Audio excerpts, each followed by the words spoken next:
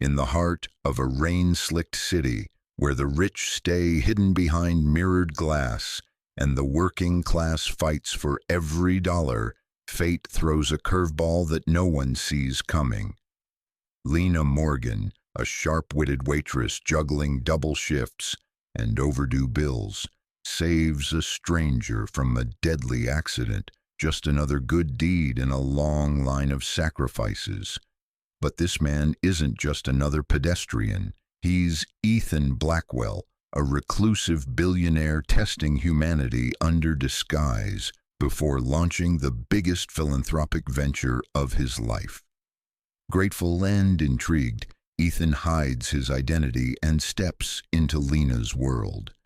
Grimy diners, second-hand dreams, and the purest form of kindness. As their connection deepens, Ethan's lies grow heavier, and Lena's heart grows wary. When she learns the truth, betrayal hits harder than any blow, but danger waits in the wings, a rival hungry for Ethan's downfall, and a media storm eager to twist the truth bombard the pair from every angle.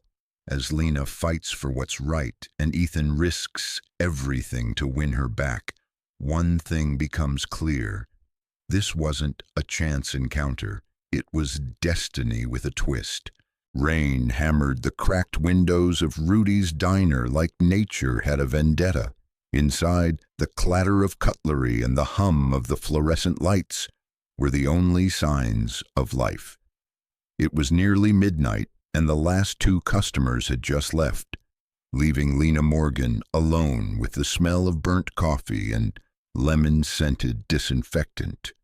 She moved like clockwork, stacking chairs, wiping down tables, and counting the register with mechanical precision. It wasn't glamorous, but it paid half the rent and covered a few utility bills. The rest? Well, that was for tomorrow to worry about. "Another rainy Thursday," she muttered, twisting her mop into the bucket. She pushed a damp strand of hair behind her ear, squinting out at the slick pavement beyond the foggy window. She wondered how long it would take for the roof to start leaking again. Probably next week. Her phone buzzed on the counter. "Marcy, still alive? Don't mop yourself into a coma." Lena smiled faintly and typed back. "Lena, trying. I may start charging admission for my one-woman show." The door creaked, drawing her attention. A gust of wind swept in, scattering napkins across the floor before slamming shut. No one came in, just the wind, just the dark. She sighed and grabbed her coat, locking up the till. After flipping the closed sign, she slung her bag over her shoulder and stepped into the storm.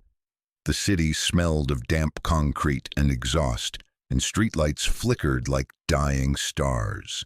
She walked briskly, her boots sloshing through puddles, eyes down, mind wandering. Her route home took her past the old intersection where the traffic light always blinked amber. As she approached, she noticed a man standing at the edge of the curb, motionless. No umbrella, no coat, just a tailored suit, soaked through and clinging to him like a second skin. Odd. She slowed, instinct on edge. The man was staring across the road like he didn't even see it. A honk shattered the silence as headlights swerved into the turn. Too fast, too close, too late. Without thinking, Lena shouted, "Hey!" The man didn't move. The car barreled closer. Time fractured. She lunged. Her shoulder slammed into his chest just in time to send them both sprawling onto the sidewalk. Tires screeched. The car skidded past, horn blaring into the night. Silence followed. Lena coughed, wet hair plastered to her cheeks, heart battering against her ribs like a drum. The man beneath her wasn't moving. "Sir?" she asked, breathless. "Hey, are you okay?" No answer. Panic crawled up her spine as she leaned over him. He was young, maybe early 30s, with strong features and soaked, tousled hair. She reached for her phone and called emergency services. 10 minutes later, an ambulance blazed down the street. Paramedics loaded him onto a stretcher, checking vitals and calling out jargon she didn't understand. One of them turned to her. "You pushed him out of the way?" Lena nodded, shivering now that adrenaline had abandoned her. "You saved his life," the medic said, before climbing into the back. Then they were gone, alone again. Lena stood in the drizzle, replaying the moment in her mind. She didn't know his name, didn't know why he'd been standing there like he wanted to disappear. But she'd seen something in his eyes before she shoved him, just a flicker, fear maybe, or something deeper. She shook herself and trudged home, unaware that the man she'd just saved wasn't a nobody. He was one of the richest men in the world, and her life had just changed forever. The next morning greeted Lena with the dull ache of a sleepless night and a relentless drizzle tapping against her bedroom window. She hadn't been able to stop thinking about the man, the stranger, the way he had just stood there, paralyzed, like he was waiting for the world to take him. She yawned, dragged herself out of bed and turned on the small TV near the kitchen. Local news droned on in the background as she made instant coffee and rubbed her temples. A pedestrian struck last night, but was saved by an unknown woman. Sources say he was taken to St. Andrew's Hospital in stable condition. Her eyes widened. That was him. She sat on the couch, staring at the screen. No name was given, just a blurred image of the scene and a voiceover commending the quick-thinking heroine. Lena snorted. Heroine? She hadn't even thought. It was just instinct. Before she could dwell, her phone buzzed. "Marcy, girl, is that you on the news?" Lena, "I guess so. Just did what anyone would have done." Marcy, "Well, next time warn me before you go all superhero. Meet me at the diner early. Rudy's already asking questions." The thought of Rudy interrogating her with that always suspicious glare made her groan. She got dressed and grabbed her coat. Rudy's diner buzzed with its usual morning rush, only now every eye seemed to linger a second too long on Lena as she stepped inside.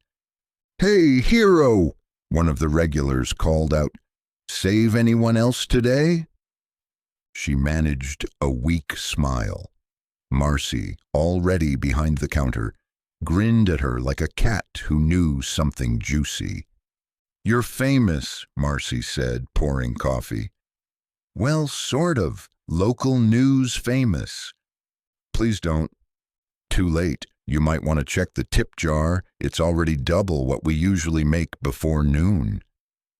Lena rolled her eyes, but when she peeked inside, she paused. Marcy wasn't joking. There were 20s in there, even a 50. "They think I saved a celebrity or something," she whispered. "Maybe you did," Marcy replied, suddenly serious. "No ID on him, no wallet. Kinda strange, huh?" Lena nodded. Something about it was strange.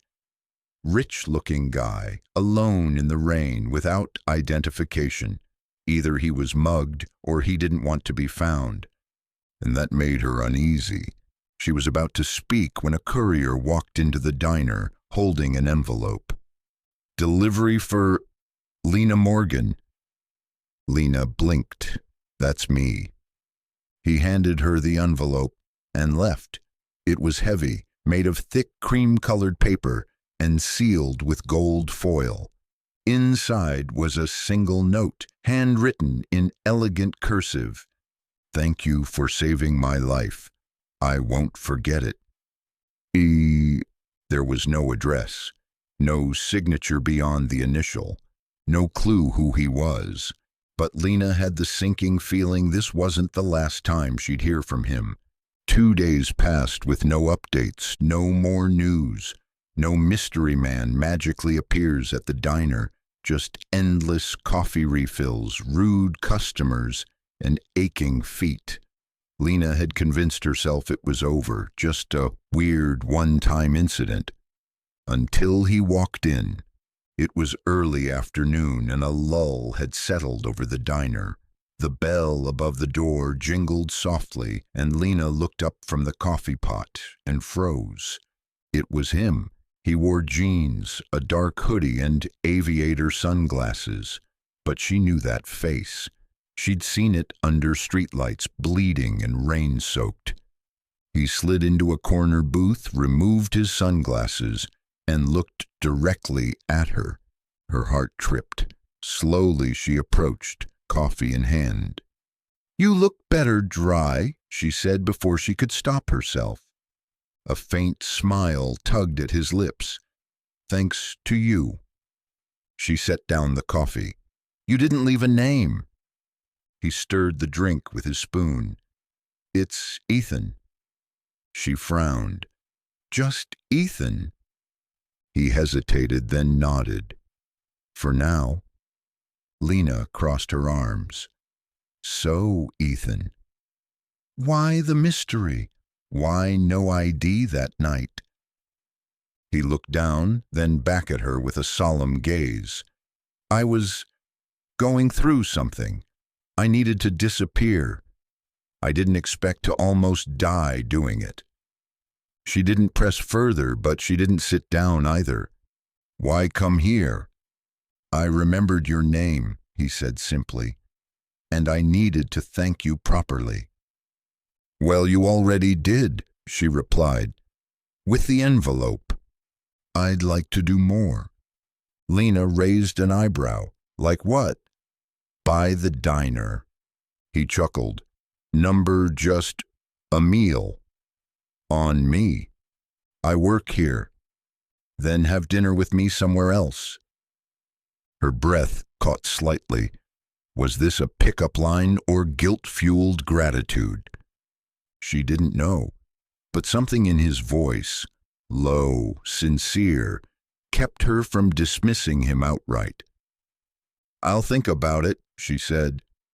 As she walked away, Marcy leaned over and whispered, "Please tell me that's the mystery guy." Lena didn't answer, but she already knew Ethan Blackwell wasn't just a stranger. He was trouble and a storm she wasn't ready for. Lena stared at her reflection in the cracked bathroom mirror of her apartment, second-guessing everything.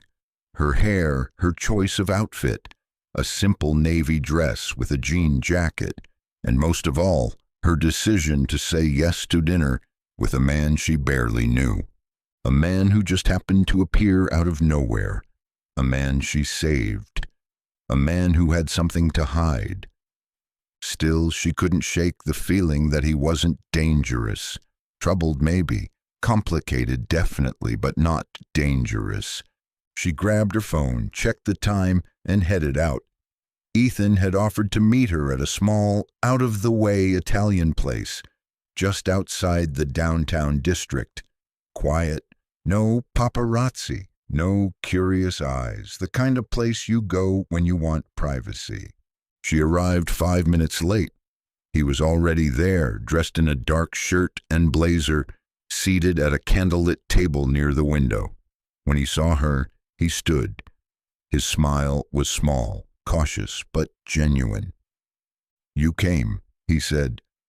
"Curiosity," Lena replied, sliding into the chair across from him. "And pasta, mostly pasta." He laughed softly. "Fair enough." They ordered quickly, pasta primavera for her, gnocchi with truffle cream for him, and then silence settled between them. "So," she said finally, "you planning to tell me who you really are? Because I know you're not just Ethan." He met her eyes, and for a moment she saw something. Fear, maybe, or regret. I'm someone who made a lot of money very quickly, he said slowly, and who realized that money can't fix what matters. Lena tilted her head. Still vague. He smiled. On purpose. Let's just say I'm taking a break from a life that doesn't feel like mine anymore. Okay, but why show up at the diner? Because I owed you more than a thank you card, he said, and I couldn't stop thinking about you. Her heart fluttered, then steadied. You don't even know me. Maybe not yet, he said, but I'd like to. The days that followed were filled with a strange, quiet tension. Ethan returned to the diner twice more. Once just for coffee. Once for a late lunch, where he left a large tip and asked Lena more about her life, her family, her job, her dreams. He listened more than he spoke, and never once tried to impress her. But Lena wasn't stupid. She knew Rich when she saw it, even if he wore old sneakers and cheap flannel. It wasn't just the way he carried himself, it was the way he paused before answering certain questions, like he was choosing his words carefully, calculating how much truth he could give away without losing control of the story. Still, she didn't push until the envelope arrived. She found it slipped into her locker after the lunch shift. No return address, just her name on the front. Inside was a cashier's check for $25,000. Folded in the envelope was a note. Use this however you need. No strings attached. Just gratitude. Lena stood frozen, staring at the paper. Her rent, her brother's school fees, her mother's medical bills. It could all be solved, just like that. But accepting it, that was something else entirely. Marcy walked in just as Lena was slipping the envelope back into her bag. What's that? Nothing. Marcy raised an eyebrow. Lena, girl, that's the face you make when you're either falling in love or hiding a felony. Lena hesitated. He gave me money. What? Like, how much money? Too much. Marcy leaned against the locker. Okay, I've been supportive of your mystery man adventures, but that's sketchy. People don't just hand out thousands unless they want something. Lena knew she was right, but she also couldn't ignore how genuine Ethan had seemed. He hadn't asked her for anything. Not her time, not her affection, not her loyalty, just offered help. Still, her instinct screamed that this wasn't just about gratitude. Later that night, Lena sat at the tiny table in her kitchen, staring at the check under a dull light bulb. What kind of man disappears into anonymity, nearly dies, then gives away thousands of dollars without blinking?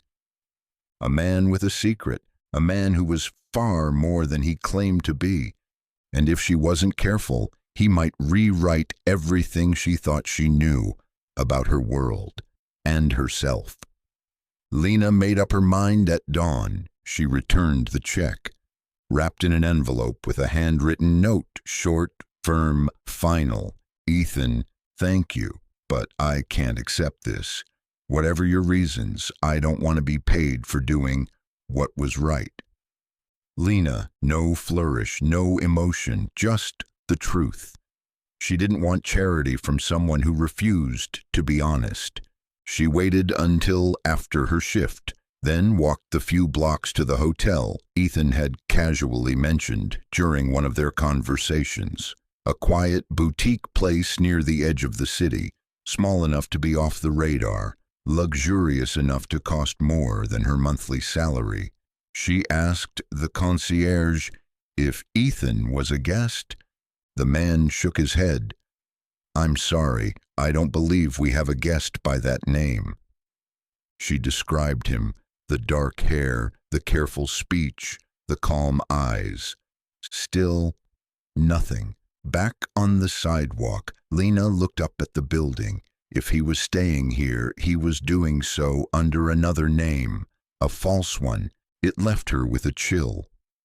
Why the layers of secrecy? She walked home in silence, the envelope still in her coat pocket. That night she tucked it in the back of her closet, under an old shoebox full of bills and keepsakes. She didn't rip it up. She didn't cash it. She just hid it away. Out of sight, not quite out of mind. The next morning brought no messages, no mysterious visits, no return envelopes. Days passed, then a week. Lena forced herself back into routine. Open the diner, smile at regulars, joke with Marcy, repeat. But a quiet shadow trailed her everywhere. She checked the door every time the bell jingled. She listened for his voice beneath the clatter of dishes. Nothing. Had he vanished again? She was halfway through restocking the napkin dispensers one afternoon when Marcy poked her head around the corner. "Hey, there's a guy in booth 7 asking for you." Lena frowned. "I'm not on table service right now." "Yeah, but he asked by name. Real politeness. Tall coat with a weird collar. Kind of looks like he writes poetry in a graveyard." Lena wiped her hands on a towel and stepped out. Booth 7 was empty. She blinked. Then I noticed the cup of coffee steaming on the table. A white napkin rested beside it. Scrawled on it in black ink, "Didn't mean to disappear. Let me explain. Same time tomorrow." No name. But she knew the handwriting. Lena clenched the napkin between her fingers. She didn't know whether she was angry, relieved, or intrigued. Maybe all three. The next night she didn't need to check her watch. She felt it, the clock ticking toward a moment she shouldn't care about, but couldn't ignore. She stayed past her shift, cleaning a little longer than necessary. When the door finally chimed again, she didn't look right away. She heard him. Soft steps, careful breath. He was standing by the counter, waiting. "Thought you'd ghosted," she said, not turning around. "I did," he replied, "but I shouldn't have." Lena finally faced him. He looked tired, paler, but his eyes were steady. "Where were you?" "I needed space. I made a mistake," he said. "I didn't think you'd react to the money that way. I thought it would help." "It made me feel like a problem you were trying to solve," she said quietly. "Not a person who mattered." Ethan didn't argue. He nodded, accepting it. "I'm not used to being around people who aren't trying to get something from me," he admitted. "You didn't ask for anything. That scared me more than I expected." Lena blinked. "Why?" "Because it made me want to stay." A beat passed between them, long enough to change something, small, invisible. She crossed her arms. "Then maybe start staying by telling me who you really are." Ethan exhaled. "I will, I promise, but not here." She raised an eyebrow. "Where then?" He pulled a card from his coat. No name, just a street address and a time. "Tomorrow night. Trust me one more time." Lena took the card, her fingers brushing his. She didn't say yes, but she didn't say no either. The next evening, Lena stood in front of a set of tall, wrought-iron gates. The card Ethan gave her had led her to an upscale neighborhood, tucked into the hillside, where luxury was cloaked in ivy and quietness. Streetlights cast long shadows over manicured hedges and old brick walls. The gates before her looked like they belonged to an estate, not just a home. She buzzed the intercom. Seconds later, the gates creaked open. A long, winding driveway revealed itself, bordered by old trees and ivy-covered lampposts. A car was waiting halfway up, a sleek black sedan. The driver, in a dark suit, opened the door for her without a word. Lena hesitated but slid in. Her heartbeat filled the silence. Was she crazy for doing this? Probably, but something in her gut urged her forward, not back. The car stopped in front of a stone manor, old, regal, and quietly intimidating. It was the kind of place built by old money and guarded by new secrets. Ethan met her at the door. No hoodie, no jeans. He wore a crisp black shirt, sleeves rolled up, and slacks. Casual but not forgettable. His usual mask of calm seemed thinner now, almost nervous. "You came," he said. "Still deciding if that was a good idea," she replied. He smiled faintly and stepped aside. "Come in. I owe you the truth." The interior was warm and modern, a surprising contrast to the traditional exterior. Floor-to-ceiling windows overlooked the city, casting a golden glow on sleek furniture and curated art. Lena followed Ethan into a sunken living room where a fire crackled in the hearth. He gestured to the couch. She sat. "I wasn't honest," he began. "Not because I wanted to lie, I just didn't know how much of myself to give you." "Then give me everything now," Lena said. He nodded. "My full name is Ethan James Blackwell, CEO of Blackwell Global, an investment firm, but we own a chain of health tech companies too. I'm worth far more than I know what to do with." Lena blinked. The name hit her like a slow avalanche. She had heard of Blackwell Global. Everyone had. Articles, headlines, interviews. She'd just never connected the clean-cut face in business magazines with the man who nursed black coffee in her booth. "You went undercover," she said. "Why?" "Because I didn't trust my world anymore," he said quietly. "Too many people say the right things for the wrong reasons. I was planning to start a new foundation, one that would give real help, not just tax-friendly donations. I wanted to see who people are when they think you're nobody." "And me?" she asked. "Was I part of the experiment?" "No," Ethan said, his voice firm. "You were the exception, the surprise I didn't see coming." Silence. She stared at him. Her mind was chaos, but her heart was calm. That surprised her most. "I should walk out," she murmured. "You can, but I'm still here." Their eyes locked, and neither of them looked away. Lena stayed for hours. They sat by the fire while Ethan told her stories, not of boardrooms and mergers, but of his childhood, his estranged relationship with his mother, his father's obsession with success, his own exhaustion with a world that constantly measured him by bank accounts and press coverage. He asked her about her life, too. Not just the facts. He already knew her father passed away. Her mother battled chronic illness, and her younger brother was barely hanging on in school. But tonight, he wanted more than facts. He wanted to know how she kept showing up at work with a smile, how she carried so much weight and still had the strength to save a stranger. "No one ever asks why I do it," Lena said softly. "They just assume I'm tough or stubborn, but the truth is I don't have a choice. If I stop moving, I fall apart." Ethan nodded as if he understood that far too well. As the night stretched on, a new quiet settled between them. It wasn't awkward. It was full.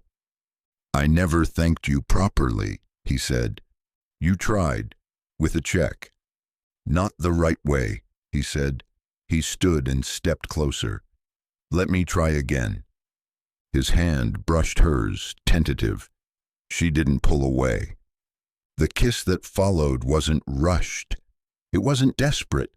It was gentle, like a promise, or the beginning of one.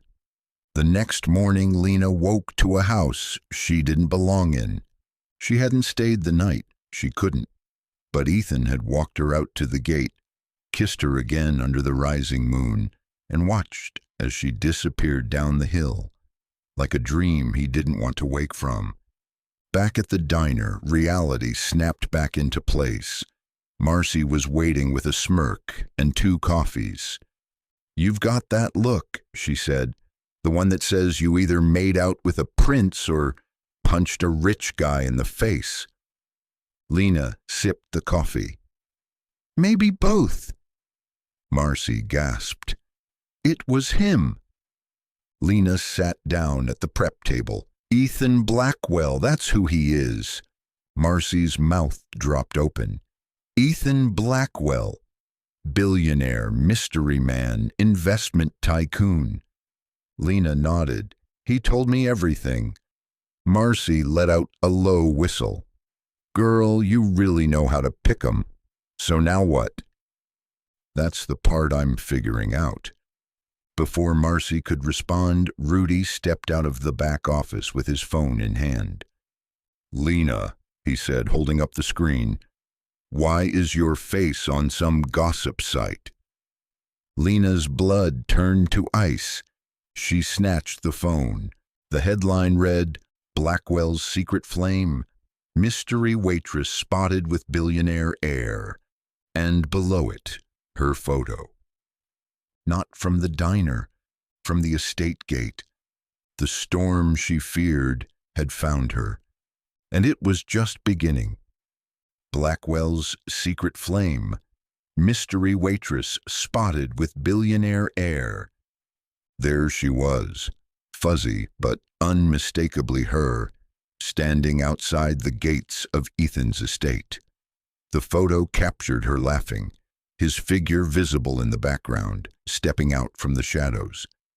It wasn't just a breach of privacy. It was a signal flare, one the media wouldn't ignore.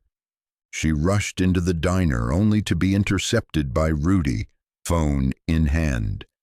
"Lena," he said, tight-lipped, "I can't have this place turning into a media zoo."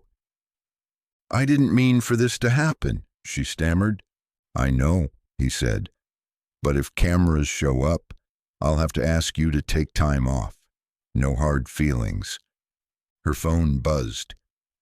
"Ethan, I'm so sorry," he said. "I tried to keep us out of this. Someone followed me, or maybe you." She exhaled. "We need to get ahead of it." "We?" "If we let them control the story," she said, "they'll destroy both of us." Ethan paused. "You're not afraid?" She was, but fear wouldn't help. "Let's tell the truth," she said. "All of it on our terms." The next day, Lena sat beneath a circle of lights in Ethan's living room, surrounded by a modest camera crew and one very curious journalist. Jessica Tan was known for being thoughtful, not tabloid hungry. Ethan trusted her. Lena hoped she was right. She wore a soft blue dress and a wire mic. Her palms were sweating. "Let's begin with the night you two met," Jessica said. Lena smiled.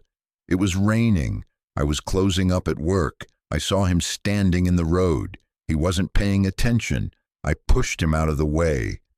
Jessica blinked. "You saved his life." Ethan nodded. "She did, and I didn't even say thank you. Not properly." They talked for nearly an hour. Lena spoke about her family, her job, her disbelief when Ethan showed up again. Ethan opened up about going undercover to escape the curated world around him, about Lena being the first person in a long time who treated him like a human being. "I didn't fall for a waitress," Ethan said. "I fell for a woman who showed me what matters." When the interview aired, it was an instant hit. Lena's strength and humility charmed viewers. Ethan's honesty disarmed critics. Victor, watching from his glass tower, was already preparing his next move. Victor Grant had never liked losing. Sitting in his high-rise office, he stared at the paused video of Ethan and Lena, lips curled in disdain. "Spineless," he muttered, playing the sympathy card. His assistant entered with a folder. "We ran a deep dive on Lena. Nothing significant, but her younger brother, he's had some trouble. Fights, missed school, even probation once." Victor's eyes lit up. "Good, let's use it." The assistant frowned. "Are you sure?" "It could backfire." Victor's voice turned icy. "Make it anonymous, leak it. Paint her as coming from a broken, scandal-ridden family. Make the world question his judgment." By morning, the gossip sites exploded.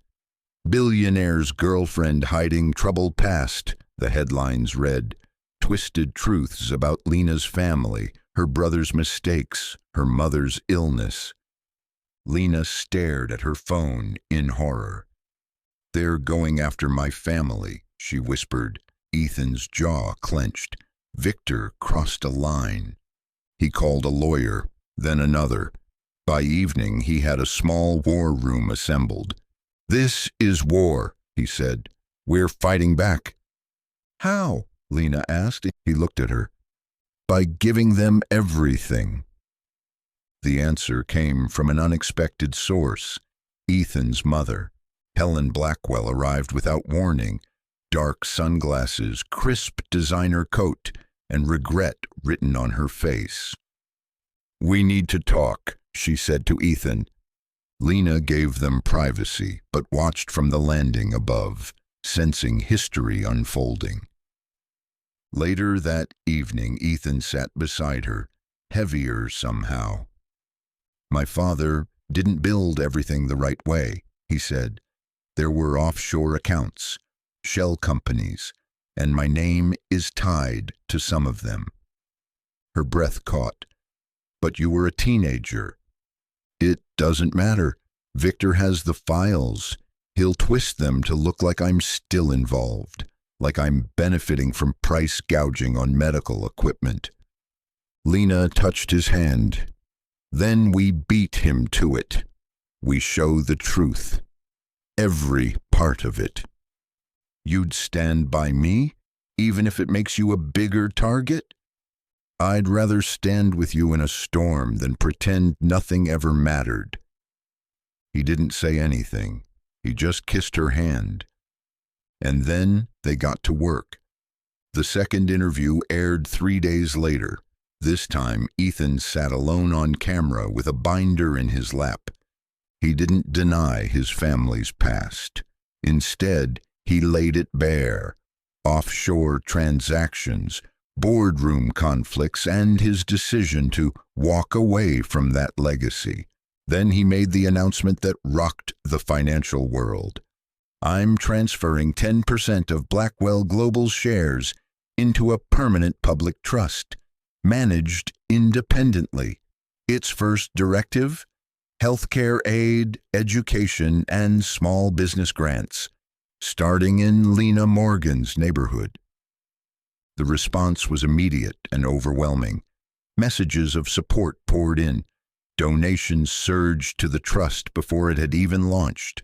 Journalists praised Ethan's transparency. Lena was hailed as the conscience behind the movement. Victor tried to respond with his usual venom, but it was too late. His smears looked weak. His investors started pulling out. The narrative was gone. Back at Rudy's diner, Lena visited one last time. She slid a stack of 20s into the tip jar. "Are you leaving us for the billionaire's life?" Rudy teased. "No," she said with a grin. "I'm just starting a new shift." Because for the first time in her life, she wasn't just surviving. She was leading a revolution. The following week felt surreal. Lena was no longer just a waitress. She was now introduced in media interviews as the co-founder of the Blackwell Trust.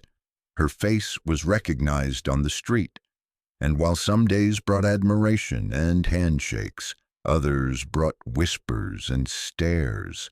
The world was watching, but even fame didn't stop the pressure. Ethan's war with Victor wasn't over. Rumors swirled that Victor was building an alliance with one of Blackwell Global's former board members, someone who'd been quietly ousted during Ethan's restructuring. They needed inside information. That's when Lena suggested something bold. "Your mother," she said over breakfast in the garden. "She knows the players. She lived in that world. Maybe she can help." Ethan hesitated. "She's not the same person she used to be." "Maybe, but she came back for a reason." Helen Blackwell didn't like being summoned, but when she arrived, she was dressed to impress and carried an air of reluctant wisdom. "Victor is desperate," she said after a single glass of wine. "He'll burn everything down before he lets Ethan win." "And what would you do if you were him?" Lena asked. Helen paused.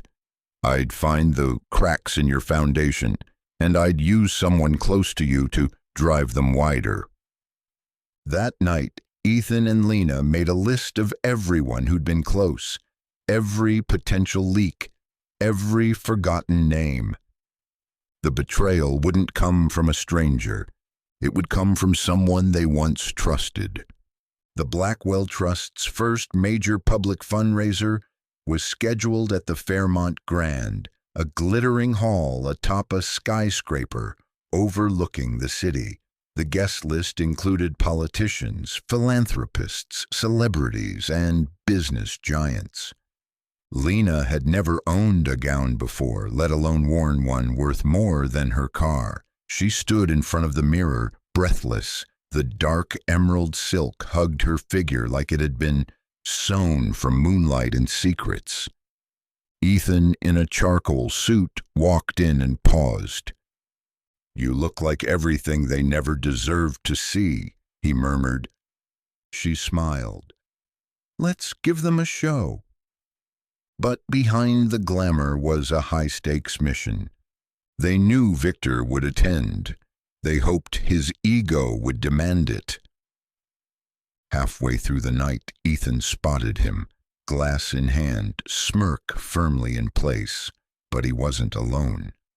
At his side stood Claire Jensen, a former advisor Ethan had once mentored. She had vanished just after Ethan took over, citing irreconcilable direction. Now she was back and whispering into Victor's ear. "I trusted her," Ethan said bitterly. "She had access to early plans, investor data." "She's the leak," Lena whispered, and in that moment the gala turned from celebration to chessboard. Their next move would define everything. In the days that followed, things spiraled fast. A confidential proposal for an upcoming acquisition, one Lena and Ethan had worked on together, was leaked. Competitors pounced. Ethan's company lost millions in projected partnerships overnight. Claire's betrayal was no longer theory. It was confirmed. Lena blamed herself. She'd been the one who'd suggested sharing plans internally. She'd believed in transparency, in trust. Ethan found her that night in the quiet of the trust's office, shoulders hunched, eyes wet. "This is my fault," she said without looking up. "We got too comfortable." "I did." "No," Ethan said. "You gave people a chance. That's never wrong." "I let her in." "You let everyone in," he said softly. "That's why this works. That's why we work." She looked up at him then, and something between them cracked open. raw and real. "I don't want to lose this," she whispered. "Not just the trust, not just the work, us." "You won't," he said, "but we need to stop reacting. We need to take back control." She nodded slowly. They would fight, not just to protect a company, but to protect each other. They planned it quietly, a fake email thread, a fabricated deal, a perfect bait. Claire took it within 36 hours. The plan was simple. She'd pass the proposal to Victor. He'd run with it, leaking it to business media in a desperate bid to discredit Ethan again. But this time, the documents were watermarked and coded. Every download and share was traceable. Legal teams waited like wolves in the dark. The moment Victor published it through a shell outlet, Ethan's team struck. Cease and desist orders, a lawsuit backed by hard evidence, public exposure. Claire was named in the report. She tried to run, but the digital trail was airtight. Lena stood beside Ethan during the press conference, calm, collected. "We were tested," she said, "but we refused to be broken. This trust isn't just an organization, it's a promise, and we keep our promises." Cheers erupted, donations soared, and for the first time in weeks, Ethan exhaled fully. The storm had passed, but one last chapter remained. The sun was setting when Ethan led Lena to the rooftop of their new community center. It overlooked the same part of the city where they first met. Down below, life bustled, lights blinked on. The sound of traffic hummed in the distance. "You saved my life once," Ethan said. "Not just in the street, but afterward. You reminded me how to live it." He dropped to one knee. Lena gasped, covering her mouth. "I'm not offering you a castle," he said. "Just a life. Real, messy, and full of love. Will you marry me?" She laughed through her tears. "Are you seriously proposing on a rooftop like a romantic drama?" He grinned. "Maybe." She knelt down with him. "Yes," she said, "to all of it." They kissed as the city sparkled beneath them, and for the first time in both their lives, forever didn't feel like a dream. It felt like home. The news of Lena and Ethan's engagement spread like wildfire. By morning, it wasn't just financial news outlets picking it up. Entertainment shows, social media influencers, and international gossip columns were all buzzing with the same question. Who is Lena Morgan, and how did she capture the heart of Ethan Blackwell? The headlines were mixed. Some celebrated the romance, calling it a modern fairy tale. Others weren't as kind, questioning Lena's motives, her background, her worthiness. Old photos from her past, blurry and unfair, were being dredged up. A high school party here, a frayed uniform from the diner there, moments twisted out of context. At the Blackwell estate, Lena stared at the headlines on her tablet, her stomach churning. "I knew this would happen," she muttered. "They'll always think I'm not enough." Ethan looked up from across the breakfast table. "They don't know you. They don't want to."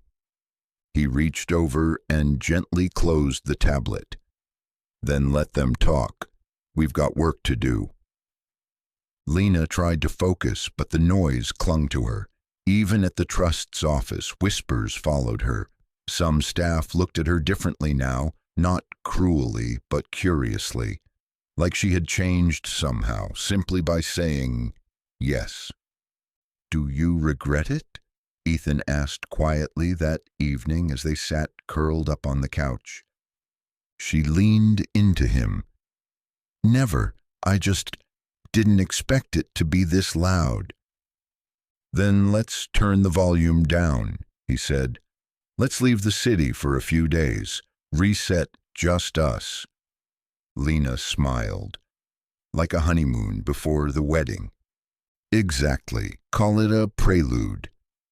And for the first time in days, she exhaled without fear. They drove north the next morning, leaving behind the skyline and stories for the forested edges of upstate serenity. The cabin was Ethan's, a hidden gem he'd kept secret, even from his executive team. No Wi-Fi, no reporters, no obligations, just pine trees, lake mist, and a fire pit in the back. Lena fell in love with it instantly. "It smells like moss and peace," she said as she stepped out of the car, breathing in deep. "That's why I come here when everything gets too loud," Ethan replied. They spent the first day doing absolutely nothing. Ethan made breakfast from scratch, burning the toast but getting the eggs just right. Lena laughed harder than she had in weeks. They hiked a short trail and ended up tangled on a blanket under the stars that night, whispering about the future. But peace has a way of teasing before it vanishes. On the second night, Lena woke up cold. The fire had died out. She reached for her phone only to remember there was no signal. She stepped outside for wood, barefoot, wrapped in a flannel shirt. That's when she saw it. Faint tire tracks leading toward the cabin. Fresh. Not theirs. Her pulse quickened. She went back inside, quietly woke Ethan. "You expecting company?" she whispered. His eyes sharpened instantly. "Number, stay here." He stepped out carefully, phone in hand, snapping photos of the tracks. He returned minutes later, tense. "We're not alone," he said. "There's a drone or someone watching us. Maybe Victor, maybe press." "But how would they know?" He met her eyes. "Someone's still feeding them information." Lena's gut clenched. Even out here, in the middle of nowhere, they weren't safe. Back in the city, things had shifted. The drone sighting was confirmed by a neighbor's security camera. Ethan's legal team traced it to a media agency, known for buying tips from corporate insiders. They suspected a leak again. But this time it wasn't an external mole. It was someone inside the trust. Lena and Ethan reviewed every department, every access log. The list narrowed quickly. 5 people with clearance to both Lena's calendar and Ethan's travel records. One name stood out: Kyle, a junior analyst who had always been polite, eager, and efficient. Too efficient, in hindsight. "I trusted him," Lena muttered, reading the audit report. "He brought me coffee every morning." "He brought it so you wouldn't notice him checking your schedule," Ethan said. "Classic social engineering." They confronted Kyle that afternoon. He didn't deny it. "I needed the money," he said. "My brother has medical bills. They offered $10,000 just for your itinerary. I didn't know it would lead to that." Ethan stood firm. "You breached every trust we gave you." Lena looked at Kyle and saw someone not so different from her brother, desperate, backed into a corner. "We won't press charges," she said, surprising herself. Ethan blinked. "Lena," she turned to him. "We're building something better, right? Then we start here. Let him go, but make sure this never happens again." Kyle broke down in tears. Security escorted him out gently. That night, Ethan stared at the city from their penthouse window. "You're always choosing compassion even when people don't deserve it." Lena joined him, arms wrapping around his waist. "Maybe, Or maybe I'm choosing to believe they can be better. And even amid cracks in their foundation, that belief held them together. 3 months had passed since the proposal. The trust had officially launched its first 3 initiatives: affordable healthcare vouchers, emergency housing grants, and small business microloans. Lena and Ethan were busier than ever, bouncing between meetings, strategy calls, and site visits. But something else was quietly growing: their wedding plans. It wasn't grand. It wasn't curated by a celebrity planner. It was personal, just like everything Lena had insisted on. City Hall, garden, or bookstore, she told Ethan with a grin. Bookstore? He repeated. I've always wanted to get married surrounded by stories, she said.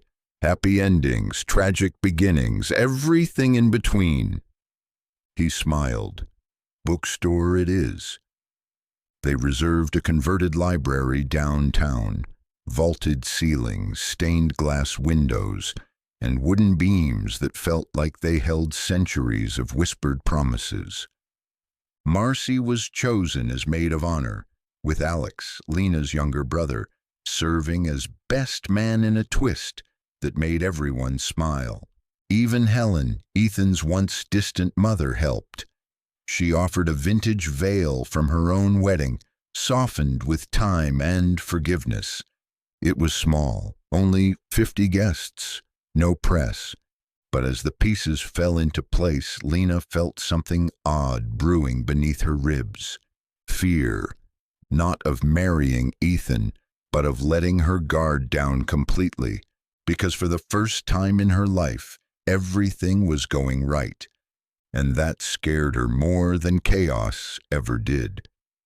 The morning of the wedding, Lena woke early. She wasn't nervous, not in the way she thought she'd be, but she felt unsettled, so she made tea, curled up on the window seat, and opened a small wooden box she hadn't touched in years. Inside were letters from her father. He'd written them before he died, one for each major moment of her life. High school graduation, moving out, heartbreak. She hadn't read them all. Some felt too heavy. But today, she opened the one labeled, "For the day you choose someone." Her hands trembled. Lena, if you're reading this, then you found someone brave enough to love you and strong enough to walk beside you. I know you, baby. You push people away when you're scared. You carry the weight of the world and never ask for help. But love doesn't survive on survival. It lives on trust, on letting someone in, even when it's easier to be alone. Don't just marry someone you love. Marry someone who makes you feel safe enough to fall apart and still be loved anyway. I hope he makes you laugh. I hope he makes you stronger. But mostly, I hope he reminds you that you were always enough. Love always, Dad. Tears blurred her vision. When Marcy came in, dressed in a pale lavender gown, Lena looked up with a soft smile. I'm ready. Not because everything was perfect, but because she finally believed she deserved it. The bookstore was quiet except for the low hum of string instruments echoing through the old cathedral ceiling. Friends and family filled the rows of mismatched chairs between bookcases, each holding a small booklet of poetry instead of a program. Ethan waited at the front, his eyes never leaving the aisle. And when Lena walked down it, draped in soft ivory, her hair pinned back with Helen's veil, every breath in the room seemed to hold itself in reverence. She didn't walk fast or slow. She walked like herself, steady, unafraid. When she reached him, he smiled and whispered, "Hi." She grinned. Still here? Always. The officiant kept it simple, but their vows. Those were anything but. Ethan went first. You taught me how to be a better man, not by changing me, but by reminding me that love isn't about control. It's about choosing someone over and over, even on the hard days. I choose you, Lena, in chaos, in calm, in all our unfinished stories. Then Lena spoke, voice trembling. You didn't save me, and I didn't save you, but we found each other, and that's so much more. I promise to keep showing up, to keep listening, to never forget what it means to begin again, together. The kiss was soft, sure, and met with applause that echoed off the pages of 1,000 stories. And somewhere, deep in the spine of the building, time held its breath. Because this wasn't a fairy tale, it was real, and it was just beginning. Their honeymoon wasn't in Paris or on some private island. It was in the cabin, the same one where Lena had once spotted tire tracks in the snow and felt watched. This time it was different, secure, quiet, the kind of silence that came with earned peace, not fear. They slept in late, cooked simple meals, read by the fireplace. Some nights they stayed up until dawn, just talking. No meetings, no emails, no press. Have you ever thought about disappearing? Lena asked one night as they lay wrapped in a blanket on the porch. Ethan turned his head. You mean permanently? Not literally, just dropping out of it all. No more headlines, no more fighting to prove something. He thought for a moment. Only if you were with me. She smiled, but her thoughts lingered. The world had given them space, for now. But it wouldn't last. Fame, power, legacy, they came with long shadows.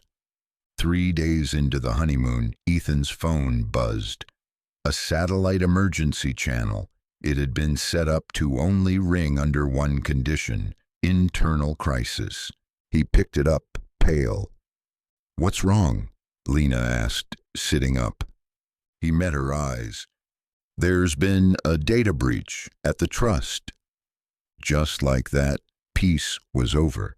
They returned to the city before sunrise. Ethan's executive team met them at the trust headquarters. The boardroom was tense, laptops open, screens filled with code and access logs. The breach targeted donor data, said Ava, the trust's cybersecurity lead. Names, addresses, even a few anonymous pledges. No financial theft, but serious reputational risk. Was it external? Lena asked. Ava hesitated. That's the thing. The access key used was internal. It belonged to Alex. Lena froze. My brother? Ava nodded. His credentials were used to create the API link that allowed the data scrape. Lena's mind raced. He doesn't even know how to do that. Which is why we think he was either set up or manipulated. Ethan stayed silent, watching Lena closely. She stood. I need to talk to him. She found Alex in his small studio apartment, hunched over his laptop. He looked up, guilty and nervous. Lena, tell me it wasn't you, she said. It wasn't, at least not on purpose. He explained. An old friend of his, a guy named Trent, had asked for a favor. Just help me run some tests, he'd said. You have access to the trust's platform, right? He told me it was harmless, that it was just a test run for a consulting gig. You gave him your credentials. I didn't know. Lena sat down, the betrayal sinking in like frost. You have any idea what you've done? She whispered. Alex covered his face. I didn't mean to, Lena, I swear. But it didn't matter. Intent didn't erase impact. Back at the trust, the board demanded a response. "This is a breach of protocol," said Mr. Kim, one of the founding advisors. "If this doesn't go public soon with a clear stance, we risk losing key partners." "We'll own it," Ethan said. "But Lena can't be the face of this one. She's too close." Lena sat quietly, the pressure folding around her like steel. "He's my brother," she said finally. "But I know the difference between family and responsibility." "I'll make the statement," she added. "I'll take the questions, not to protect him, but to show we don't hide from our failures." When the press conference came, she stood alone at the podium. Flashbulbs blinked. Reporters leaned forward. "My brother's account was used in a breach. We're investigating the full scope, and yes, he's cooperating. But the responsibility falls here, with me." She took a breath. "The Blackwell Trust is built on transparency, so I won't make excuses. I'll make it right." It was the hardest thing she'd ever done, and also the most important. Because leadership wasn't just about vision, it was about owning your cracks before they collapsed. Over the next week, Lena and Ethan worked tirelessly with Ava to trace every bite of the breach. They discovered that Trent had ties to an old consulting firm blacklisted by Ethan years ago. One Victor had once tried to use. It was a setup, carefully orchestrated, cruel. They gathered enough evidence to involve authorities. Charges were filed, and Alex, though exonerated legally, insisted on stepping away. "I can't stay here, Lena," he said, "not after this." "You don't have to disappear," she said. "You just have to grow." "I will," he promised. "Somewhere else." They hugged, long and quiet. She handed him an envelope. "What's this?" 3 months' rent. No arguments. He laughed. "Still saving me." "It's what big sisters do." When he left, the apartment felt too quiet, but Ethan took her hand. "We have a gala next week," he said. "But I was thinking, maybe we will skip it." She arched her brow. "And do what?" "Go back to the diner, order fries, drink the worst coffee in the city." She laughed, and just like that, the weight lifted. Because in a world full of power plays and broken promises, they still had each other, and that, always, was enough. The neon flicker of Rudy's diner hadn't changed. The coffee was still too bitter. The floor still creaked near booth 3. And Marcy still greeted Lena with a playful scowl and open arms. "Look who came back wearing her Queen of the World smile," she said, pulling Lena into a hug. "Should I be curtsying now?" Lena laughed and hugged her tight. "Only if you want a tip." Marcy pulled back, her eyes warm but curious. "What are you doing here? Shouldn't you be off saving the universe or planning galas with golden forks?" Ethan chimed in from behind, setting down his coat. "We're here for the fries." "Fries and peace," Lena added, "if that's still on the menu." Marcy snorted. "Peace, no promises, but the fries are hot." They took booth 4, the one where Ethan used to sit in silence, trying to blend in. The memories returned easily. Their first conversation, the coffee refills, the stolen glances that meant nothing then but everything now. "Feels like we time-traveled," Ethan said, stirring a spoon in his cup. "Before secrets, before boardrooms and microphones." "I needed to remember who I was back then," Lena admitted. "The girl who didn't expect anything but still gave everything." "You're still her," Ethan said softly. "You just have better lighting now." They talked for hours. Not about business, not even about the trust. Just life.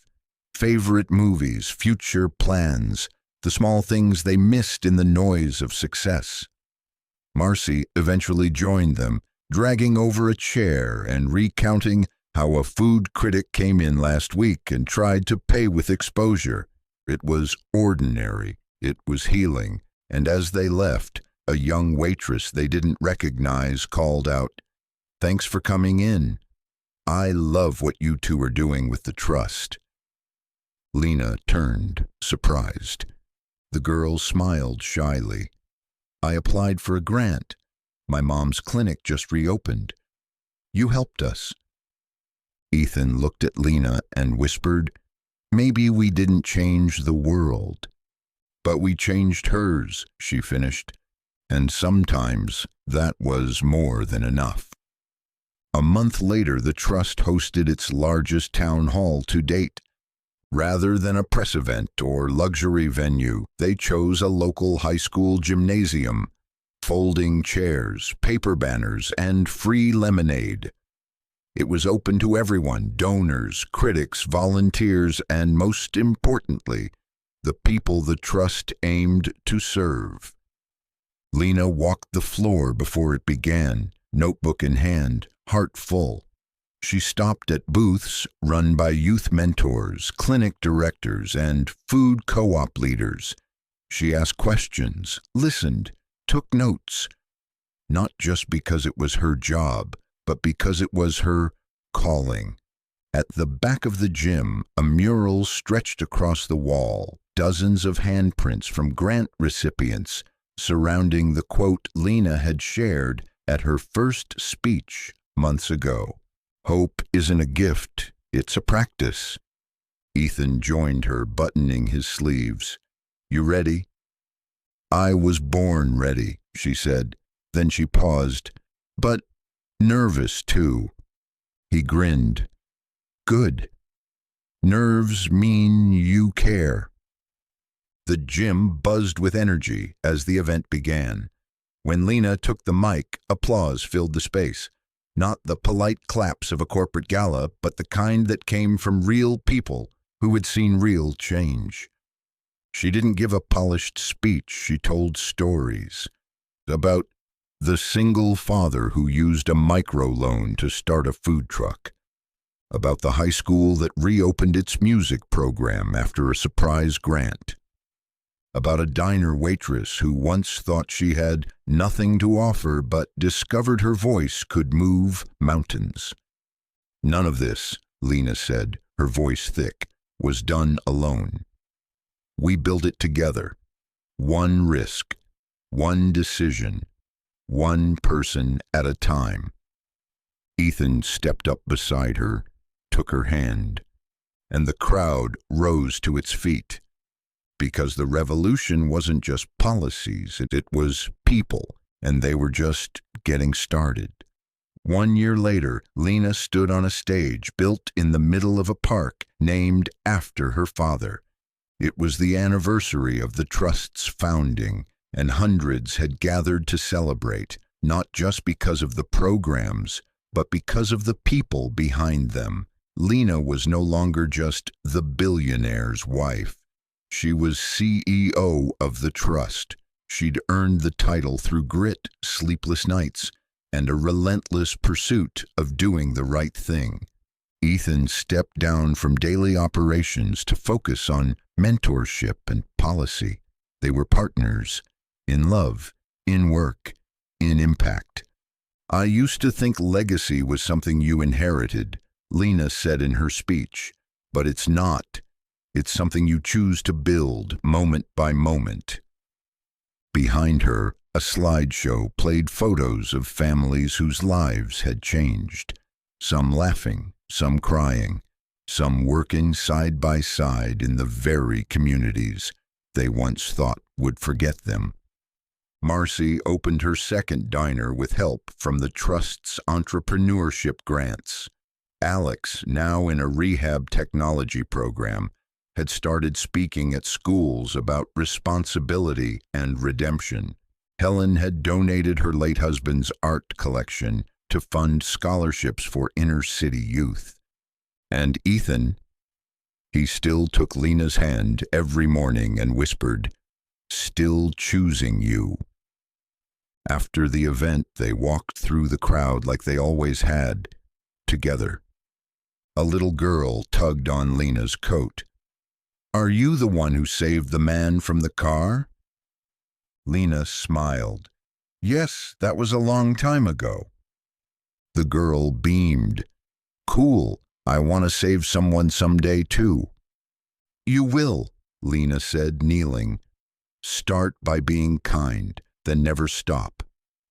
As the sun dipped low and music played softly in the park, Lena looked around at the laughter, the food trucks, the dancing teenagers. This wasn't the end of the story. It was the beginning of every story they'd helped make possible. And that, Lena thought, was the greatest ending she could have asked for. The rooftop hadn't changed.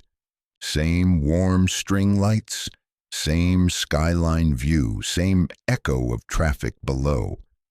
But tonight was different.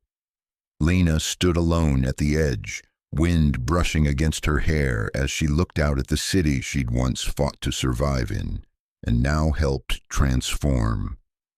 Behind her, Ethan approached quietly. He didn't speak at first, just watched her.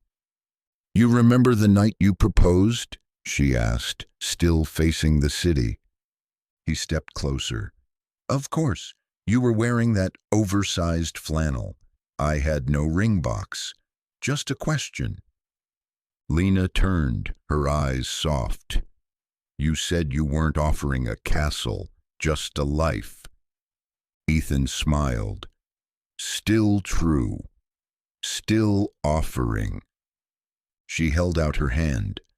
"Then let me offer something now." He blinked as she pulled a small velvet box from her pocket. The reverse of their first proposal. "Ethan James Blackwell," she said, opening it to reveal a vintage ring, his grandmother's, which she had secretly restored. "You gave me your world," she said. "Now I'm giving you mine. Will you marry me again?" He laughed, emotional. "Are we doing this every year?" She grinned. "Maybe." He took the ring, slid it on his finger, and pulled her into his arms. "Yes, always yes." That night they held a private celebration in the rooftop garden with a few close friends. Marcy, Alex, Helen, Ava, and a handful of team members who had stood by them from the beginning. The meal was homemade. Pasta from Lena's favorite recipe, fresh bread, and wine from the vineyard Ethan had invested in after the trust's launch. It was perfect, no press, no speeches, just family. Alex stood up at one point and raised a glass. "To my sister," he said, eyes shining, "who once saved a stranger's life, then went on to save 100 more by reminding us all that doing the right thing matters." Ethan leaned in to whisper, "He's getting poetic." Lena wiped a tear. "He gets that from me." As the sun set, fireflies danced above the garden, laughter lingered in the air like music, and Ethan and Lena sat together, hands intertwined, watching the light fade. "You know," he said, "we've done a lot this year." She nodded. "And yet I feel like we're just getting started." He kissed her temple. "Then let's keep going, one choice at a time." 2 years later, Rudy's diner had changed. Not in look. It still had the same tile, the same counter stools, the same half-broken jukebox that only played 80s classics. But something was different. There was a new section on the wall now, framed behind glass. It was called the Kindness Wall. Inside were dozens of stories, letters, and photos. People who had been impacted by the trust. Grants, scholarships, second chances. Each story came with a simple title and a quote from the person whose life had changed. Lena and Ethan stood before it during one of their unannounced drop-ins. No press, no staff, just them. "This one's new," Lena said, pointing to a photo of a woman in a nursing uniform. The caption read, "From waitress to nurse. All because someone believed I could." "She reminds me of you," Ethan said. Lena smiled. "Me too." Behind the counter, Marcy was training a new hire, an eager teenager named Cass. She waved at them with her apron covered in flour. "You two gonna keep loitering or order something?" she called. They laughed and slid into booth 4. As they sipped coffee and shared pancakes, a small family entered and took the booth beside them. The little girl kept glancing over. Finally, she whispered to her mom, "Is that them? The ones from the TV?" The mom smiled but said nothing. Lena looked over and winked. "Hey there." The girl turned red and giggled. Later, as they got up to leave, the mother stopped them. "I just wanted to say thank you," she said. "You helped fund the daycare where I work. I can finish school now." Lena squeezed her hand. "We're just the messengers. You're a miracle." Outside, as they walked into the golden light of afternoon, Ethan asked, "Do you ever miss the way things were?" Lena shook her head. "Number, because even then I was headed here. I just didn't know it." They walked hand in hand, down the street, back into the heartbeat of a city they'd both learned to love differently, because Lena had once saved a stranger's life, and in turn he'd helped her change the world, not because they were powerful, but because they believed in kindness, in truth, and in each other. The end.